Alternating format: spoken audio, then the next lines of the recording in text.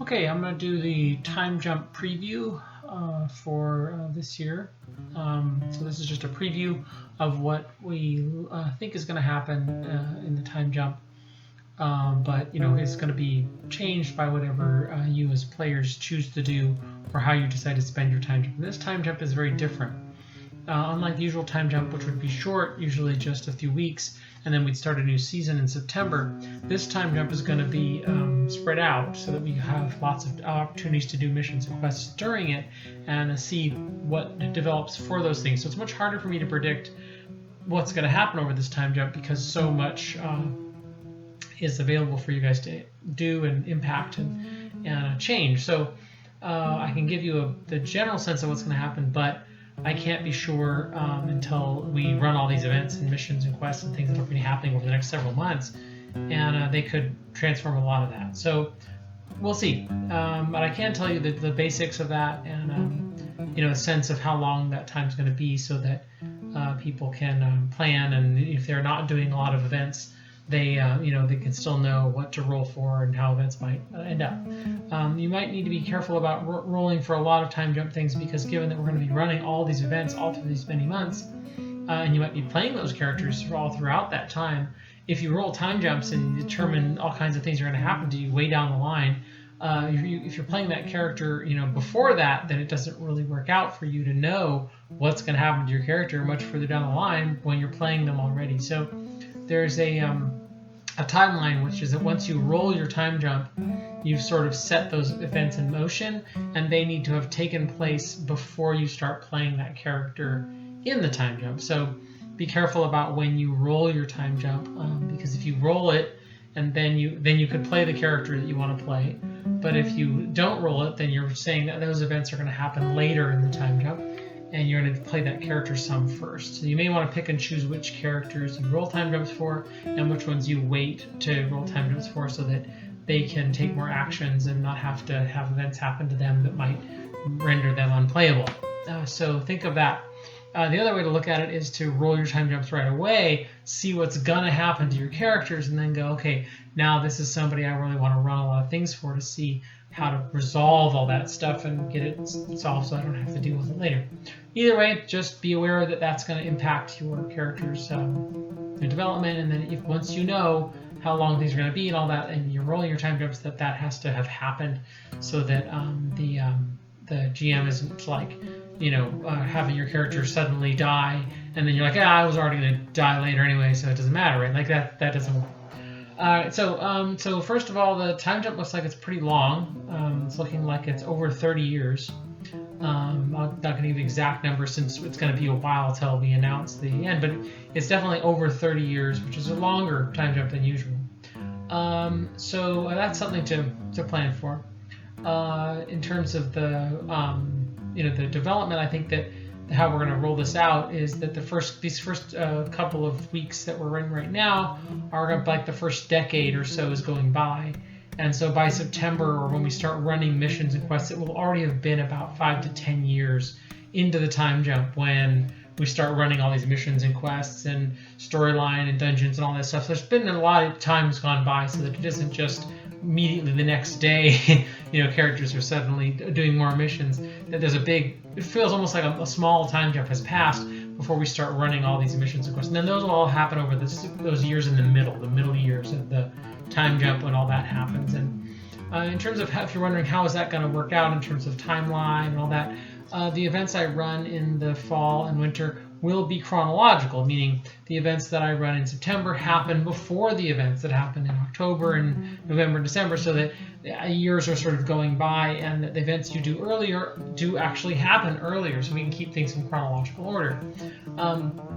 That also makes things like a lot more sense. When something happens in September, it then impacts something that happens in October. It's a little harder to do that in reverse, to have something you're running in September that is going to be impacted by something in October. So we have to keep things chronological.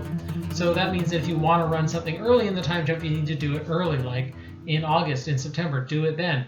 If you're willing to wait till the late in the time jump to do it, then you could do it in, say, December or January, like that. So be thinking about when you want to time your event to have maximum effect. In terms of the predictions, I'll be brief since like there's so much that people can do, not just with like a one-time jump battle or something, but like all these missions that people are going to be running all through the fall and the winter.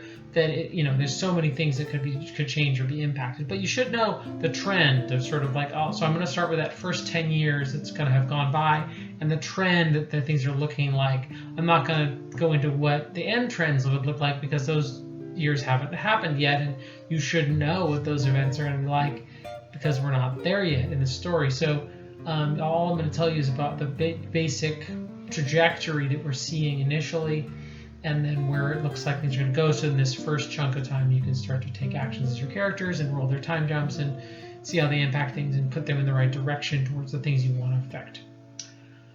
So just generally, I'll just go down the list real quick, and then at the end, I'll go over each league and tell you how each league's development is going and how it went so far, and where it looks like it ended and how it's projected to go forward. Given that characters don't do anything. Remember that the time jump assumes that your character doesn't do anything. All they do is just sort of subsist and survive and do their thing. If they take action, they do some political time jumps and they try to change things, then these numbers change. But if you don't do anything, you just sort of survive and do your general survival, then this is what it would be like. So it assumes that characters do nothing. So in terms of the Free Republics, democracy, like the kind of cultural development of Rokron, okay, not great. It doesn't look like Rokron doing really well in terms of its development. It seems to be, struggling to survive, but maybe, surviving. Doesn't look like it's going to take any really big hits in its first 10 years or so. That's going to wreck it, but it's definitely not doing great. Okay, the same cannot be said for Odalwatch. Odalwatch is just like cannot catch a break. It is like completely decimated. The effects of Astangrad and the loss of Astangrad on its culture. Astangrad was really what Odalwatch really was represented. They were like built around defending it. Astangrad's destroyed, and so now they're like trying to figure out what to do. They're completely going to be completely annihilated. I don't think Odalwatch is going to be on the map if people don't do anything about it, because in every single aspect of Odalwatch's cultural development, everything, their entire network of survival is getting completely toasted. So so that's not really great news. Overall, other kind of like organizations and things and how they're doing in general that you would know about, certain like organizations like the Silver Service, protective groups around the government seem to be doing okay, but really trying to survive, given that there's a lot of stress for them to try to survive. Pinnacle School itself is doing pretty good.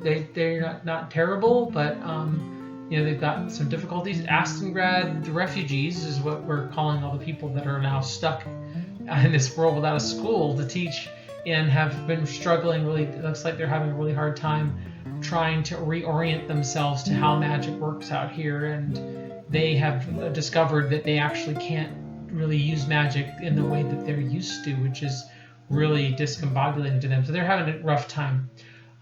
Wizard Trade Order, though, is getting pretty hammered initially, and they're getting that's really great for Rokron. So that's a really good upswing for the culture and our war against them. Other things that would be really obvious in the first 10 years, the Crusader of the Agantine groups have become really aggressively destructive. It seems that the Agantine Wraith itself is in a very conflicted and sort of transformative form in these first 10 years, and is like really escalating back and forth between really calm to extremely destructive, and there's an odd effect there. So that's something that would be noticeable right away. Also, it would be pretty noticeable that the Order of the Purple Lotus is like signs that they're being hunted down and destroyed by various groups. We think in Dagyath, possibly in the Starless Night groups are hunting them down. We're not really sure who's doing it, but definitely they are getting taken out in these first 10 years. Ladies of the Night Watch not doing too great. They need some help. Getting pretty smashed. Also, the organization Sword, which has been created over the time jump and has been developing over the time jump, really is getting smashed. So same thing happened to Helm, and it's just like there's somebody out for them. So they really probably need a lot of help if they're going to survive this. Dwarves did pretty good though, like Stowhammer, even Sodlin. A lot of development in these first 10 years, and so they're looking pretty good for them. Axioms didn't do too great though. Axioms looks like they're headed for a real struggle, a real takedown. Also, their Harpers are looking like they're in for some trouble. Ilionos Knights groups are doing okay. They're kind of rebuilding their structures.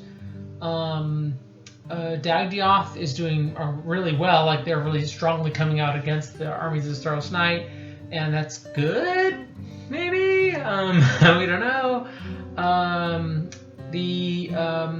A lot of countries just sort of look like they're doing kind of meh. They're kind of working along these first 10 years.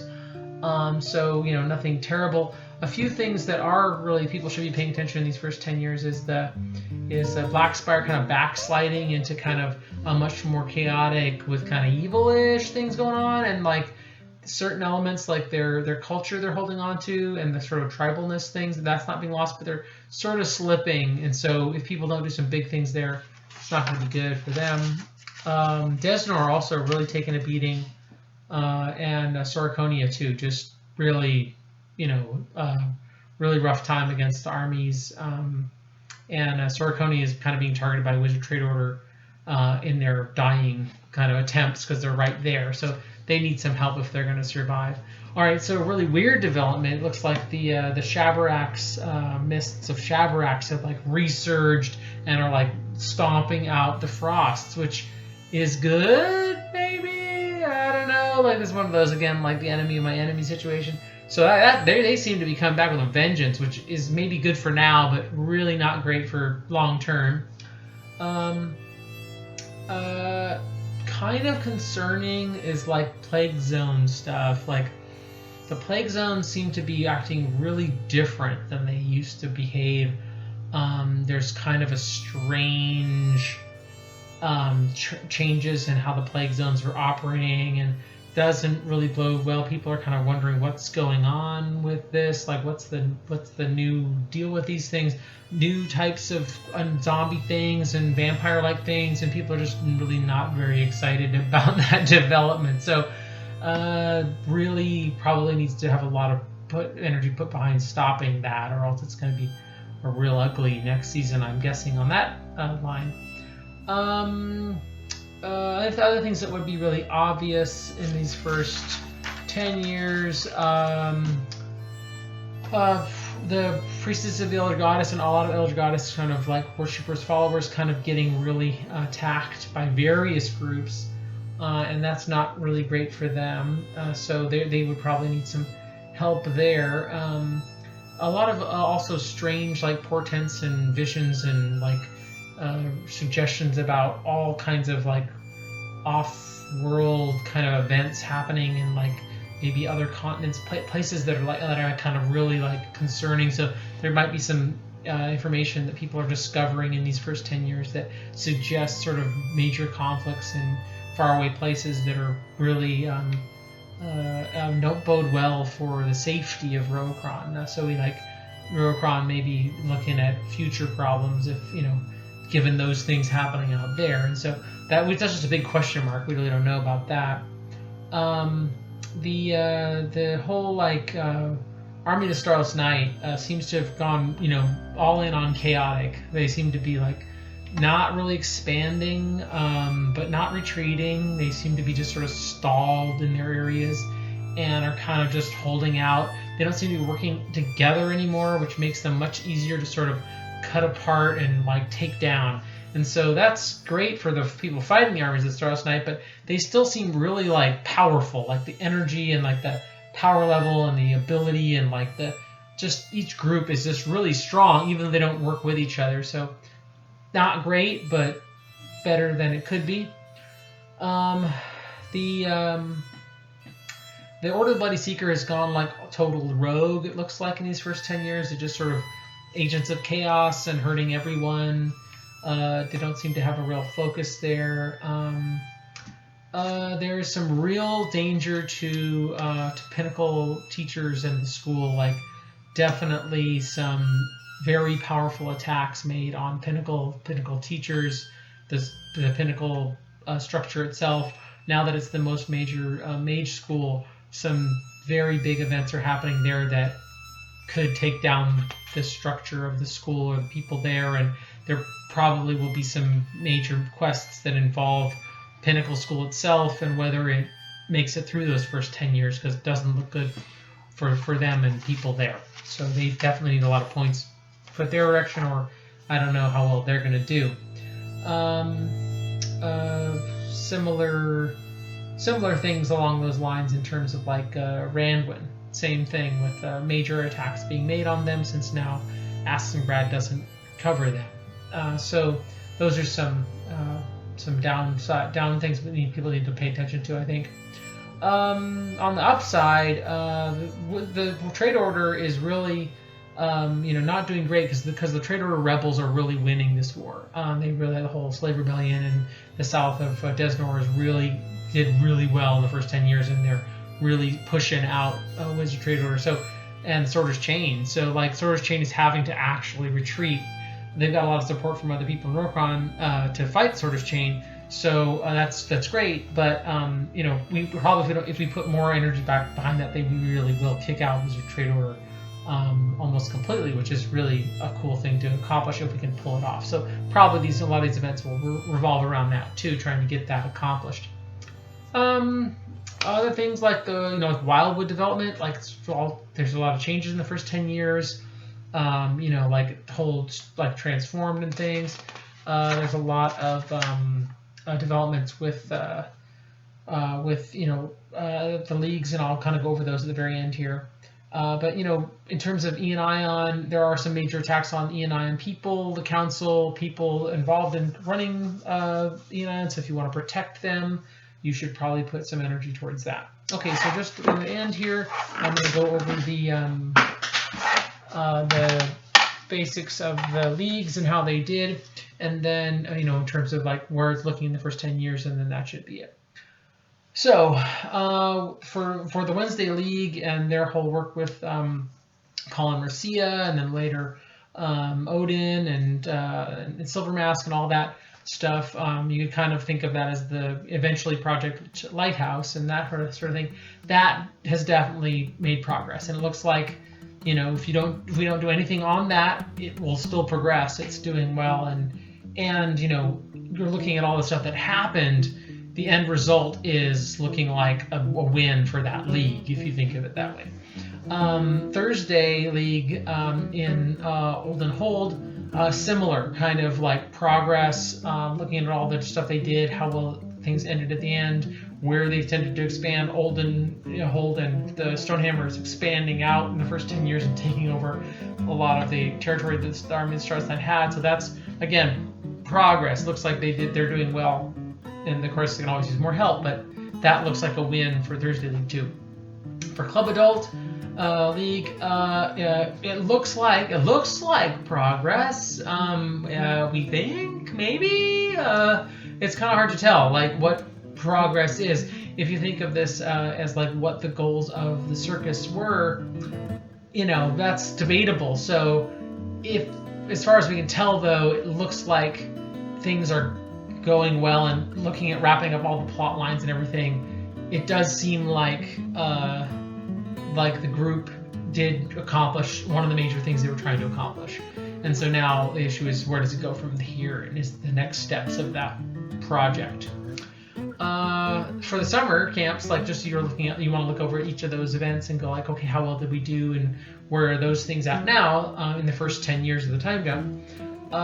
The Wizard Trade Order Rebels, like I said, they are winning, so that's like really good for that group. For Estrock, that group, Estrock, like I said, Desnor not doing great. It looks like that group is getting really smashed, and so people will need to help them if Estrok keeps going to stay on the map, probably. Ilionos surviving, like they're okay, but they're not also progressing at all from where we were at when we did the Ilionos camp.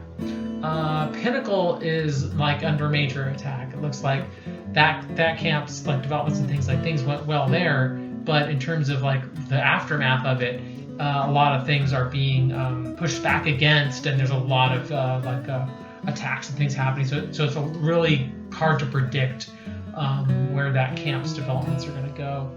For the Dagdiath camp, they're surviving. You know, they're still there, and that's looking good, considering that they're a tiny faction of, pulled apart from the rest, trying to create a new kind of Dagdiath. One thing that's good for them is that it seems like the Triple Templar have really done really well in Dagdiath, and they're joining with that faction, so they have kind of a major backer now. For the Blackspire group, like I said, they're kind of backsliding, so they did really, really well, but now they're sort of that Blackspire and those tribes that were kind of reverting to some older, more, not more just chaotic ways, and that's problematic, so we need to keep an eye on that. And for the Wildwood developments in the first 10 years, it's like transforming. Like the Wildwood is rapidly changing, and people can see like mountains like coming out of the middle of it, and when you walk like around it, the mountain ranges change, and there people sometimes see like rivers and lakes. It seems like it's a whole micro world within the Wildwood now that people can kind of now see that they didn't used to be able to see and observe, and so that'll be changing the actual physical map of the world, I think, when it comes to a new map when we finally get to the time jump. So to review, more than 30-year time jump it's a big one, but I'm not going to say exactly how long, because the time jump's probably going to extend all the way out till March, and when we get back outside, hopefully that's the plan. I'm not going to guarantee that it's going to be that long of a time jump. We may decide that we don't need that much time to do the time jump, and we want to wrap it up sooner and start a season. That's really up to the league and what people prefer. But my plan is to extend the time jump out like this and do lots of time jump missions and quests and all that stuff, and keep playing the characters that we have, and not really make a new whole set of characters until we've done all this and we're probably back outside is the plan. But that remains to be seen. If the whole league prefers to start a new season sooner, then we'll definitely do that. All right, so that's it. I hope this was helpful, and I will post the more things and more information as they develop, probably in chunks like this of as we go further through the fall. I'll update videos to tell you, okay, now where is the time jump at now? Where are we? What's developing? What do you want to keep putting things towards? All right.